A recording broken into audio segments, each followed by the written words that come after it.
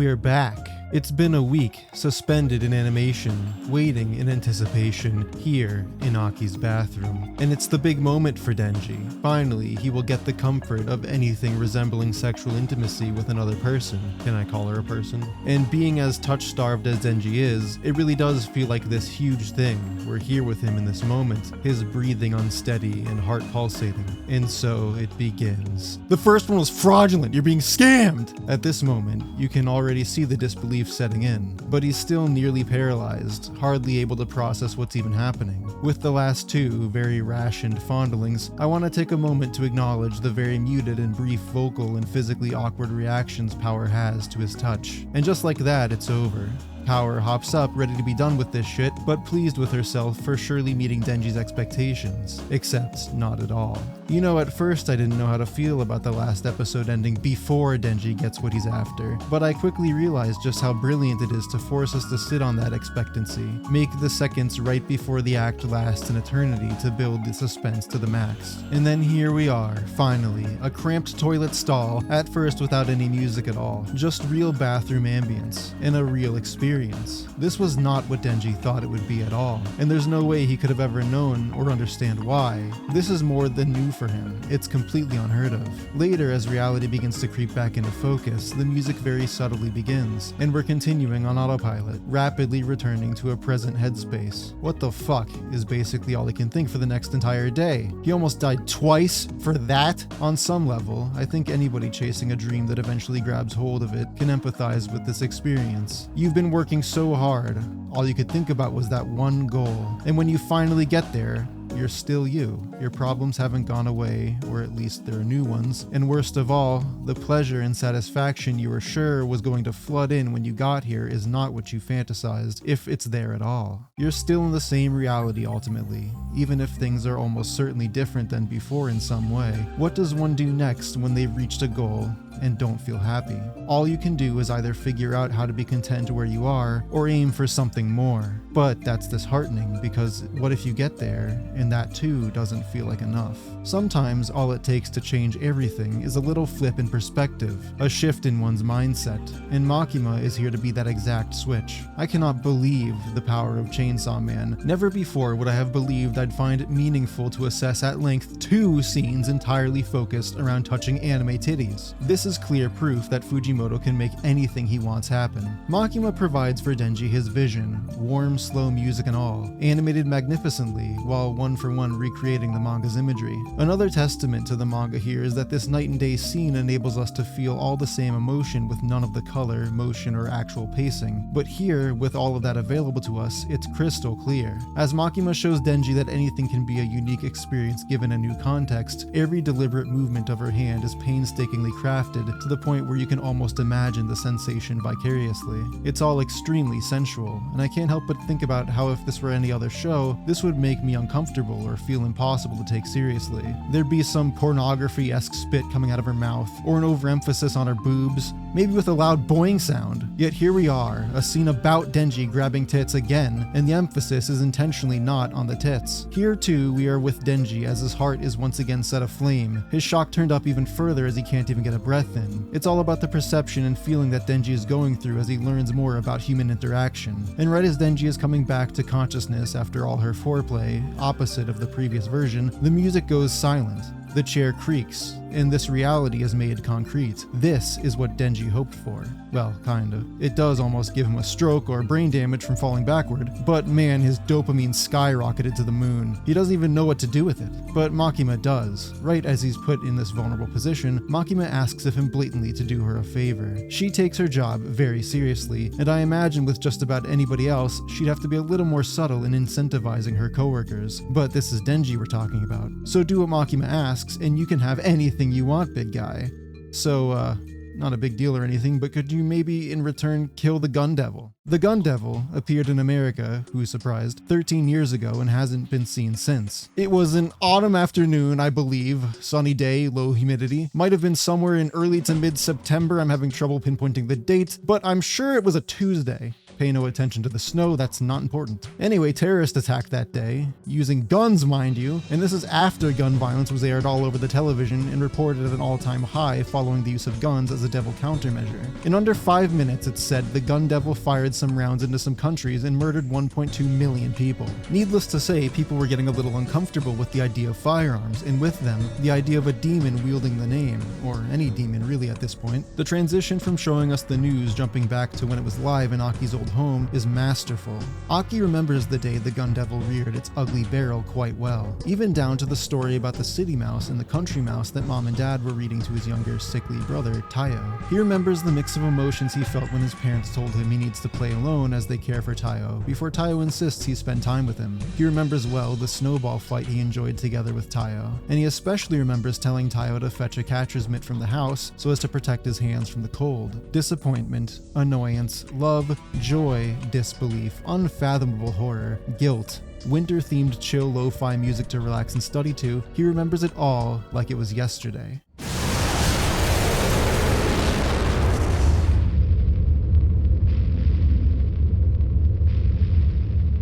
The sound design carries this enormous weight. The gravity of the incident, the emotional burden it left survivors, as well as the deafening roar of the attack and the sound barrier distortion left in the wake of its discharge. A subwoofer shaking your very foundation. Nowadays, gun control is far more strict, and the media suppresses the spread of gun-related news, all in the hope that it can weaken the gun devil. Yeah, this all sounds like something Denji can handle. He beat the Bat Devil after all, so I'm sure by now he can take the monster that can slaughter hundreds in nanoseconds. The only barrier to stopping the gun devil, aside from the instant death, is finding it. This is gun devil flesh, appearing first as bullets to the untrained eye, but because of the slimy texture, it begins to look like a pile of micropenises. You can gobble one up if you're a devil, and it'll give you a nice roid rage boost. It's also drawn to itself, meaning if you have a substantial enough cache, you can follow it to find the main body, although I imagine it's not so easy if the gun devil is flying through the stratosphere at hypersonic speed. And just like that, we're shown Aki taking one step closer to his revenge, a piece of flesh located in the corpse of the Fish Devil, who is notable for clearly paying homage to Junji Ito's Gyo, what with the spider legs and all. I do have to wonder what the salmon roe in its belly tastes like. Shortly after, every public safety devil hunter of note we've met thus far head to a hotel where a devil believed to have eaten gun flesh has been killing amateur hunters and presumably not paying for his room, which is also a crime. Let's not underplay that. Some updates in their lives are shown in this parking lot as Aki conditions these animals to do what he says with pieces of candy. Aki is more pissed than usual at them today because they pulled a sick prank on him earlier at home, and according to this tweet by Fujimoto's third grader little sister, it involved placing excrement on his nose while he slept, a somewhat normal occurrence if you own a cat that sits on your head at night. Introducing our other squad members, we have flirtatious One-chan with a traumatic history, Himeno,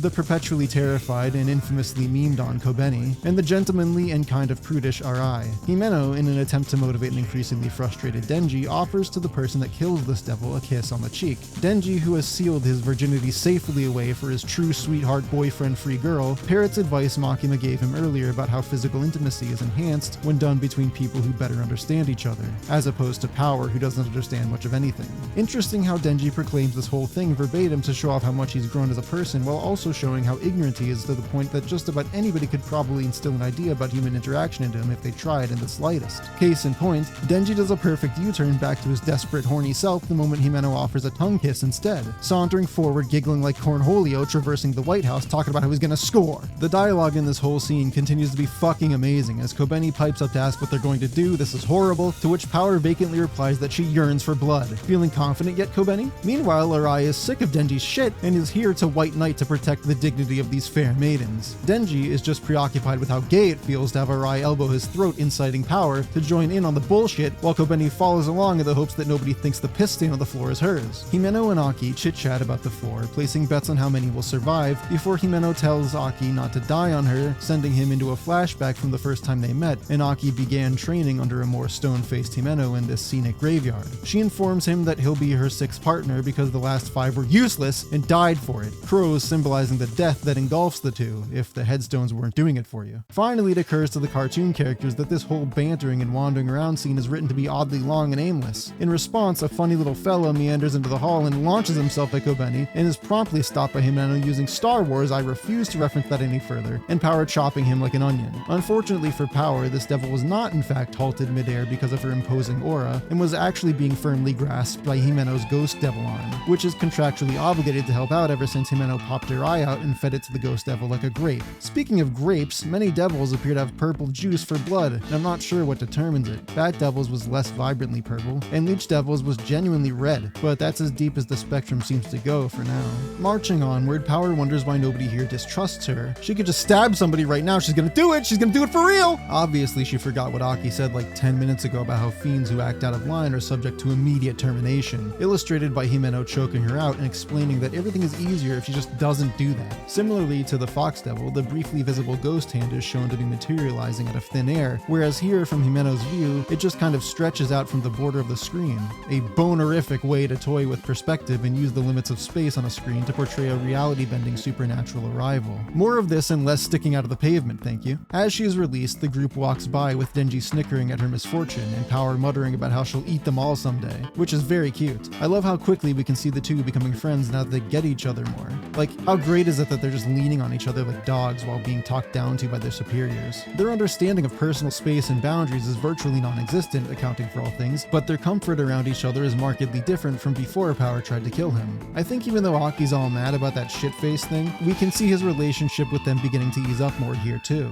But I guess that was evident earlier when he chose not to tattle to Makima. Every single musical shift up to this point has been cool as fuck, especially when Denji thinks about what Makima said to him and the sound muffles to reflect his focal redirection. But now as they search around, all we hear is the hum of the air conditioning circulating through the halls. It once again emphasizes reality or the arrival of revelation, as Arai notices that they're totally caught in a loop. We're trapped, that's the blood from earlier, we're gonna die here! Detail is not to be ignored here as characters continue babbling in the background while this is happening. End scene with Kobeni without question urinating and prepping to break everybody's eardrums. I really adore this episode. It just feels so right in every capacity, and might be my favorite thus far even while lacking a fight scene. There's just so much characterization and intimate detail in every single piece, a whirlpool of emotional notes as we go through secondhand the tenseness, the awkwardness, the lightheaded infatuation, the deep sadness and tragedy, the quirky conversation between growing friends. How did they fit so many feelings into one episode? It's like so much happened that it could have been 2 episodes worth, but was still made to be completely natural, all without a shonen anime fight scene. So many shows would have sliced the budget to a fraction for an episode without a landmark fight, but all this genuine care is still given to these more mellow and nuanced moments. I've probably said it already, and I'll probably say it again, but I'm so grateful that Chainsaw Man is what gets to be in this spotlight. It's a once-in-a-lifetime show for a manga this well crafted to be the anime of the season, or more factually, the anime of all time, with advertising that has surpassed Attack on Titan's final season's preview in views. It's a daring choice to bank this hard on Chainsaw Man, but a choice that for me is nothing short of a miracle,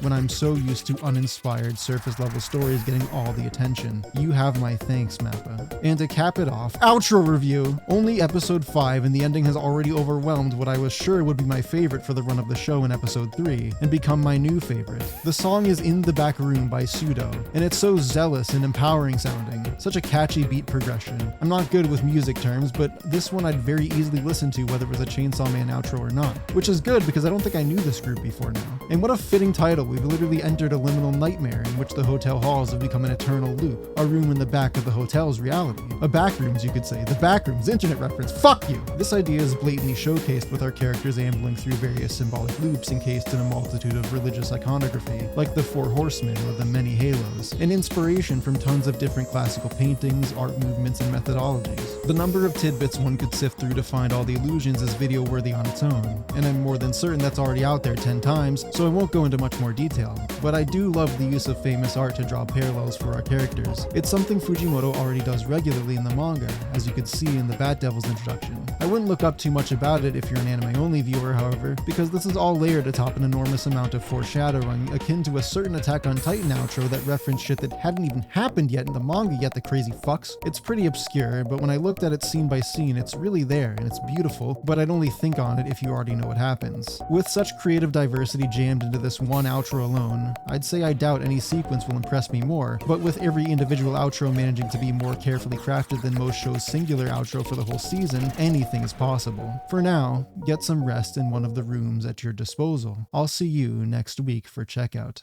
Does this ring any bells that I don't mention the hell, and change the topic from the hot tip that they probably won't sell. I paint a pretty little image, it looks swell from a distance, blacking out the spell that gave this nobody an existence. Just pretend it's nothing and endless wanting, getting wanting. I never stop wondering